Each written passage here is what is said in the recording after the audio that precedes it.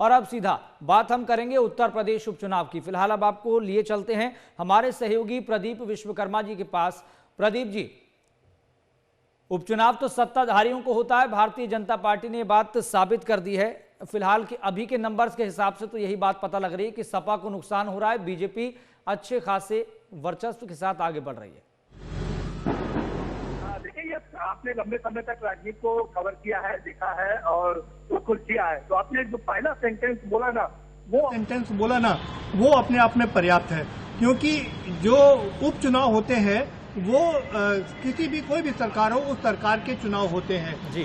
चाहे समाजवादी पार्टी की सरकार रही हो, जितने भी उपचुनाव हुए समाजवादी पार्टी जीती। बहुजन समाज पार्टी की बात करें, जब उनकी सरकार थी तो जितने भी चुनाव हुए बहुजन समाज पार्टी जीती, और अब भारतीय जनता पार्टी है वो भी इसमें बढ़त बना रही है। हालांकि कई सीटों पर समाजवादी पार्टी तगड़ी फाइट दे रही है, लेकिन उसके बावजूद हम कह सकते हैं कि भारतीय जनता पार्टी ने कड़ी मेहनत की है और कड़ी मेहनत करके ये नतीजा हासिल किया है। वो इस बिना पर हम कह सकते हैं क्योंकि इसमें कई सीटें ऐसी हैं जो मुस्लिम बाहुल्य हैं, और मुस्लिम बाहुल्य सीटों पर भी अपना वर्चस्व बनाना कोई आसान काम नहीं होता है। और जहां पर 60% अल्पसंख्यक हो वहां पर अगर आप बढ़त हासिल करते हैं तो ये अपने आप में बड़ी बात होती है। तो इसके पीछे यह कई कारण है।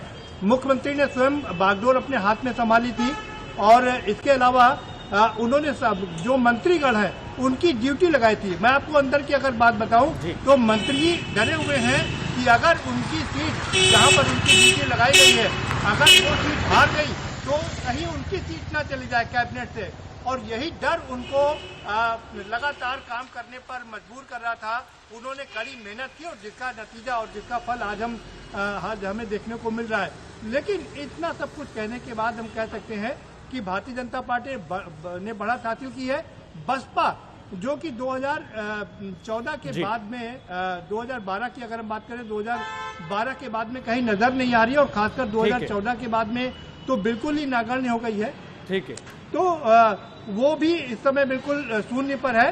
हाँ, आरएलडी को जरूर एक सीट पर बढ़त हासिल हुई है, वो उनके लिए एक अच्छी खुशखबरी हो सकती है, क्योंकि जब से उन्होंने भारतीय जनता पार्टी का दामन थामा है तब से उनको लगातार लाभ हो रहा है। वो सरकार में भी है, केंद्र सरकार में भी है, राज्य सरकार में भी है, और विधायकों के बिल्कुल। और प्रदीप जी ये कह सकते हैं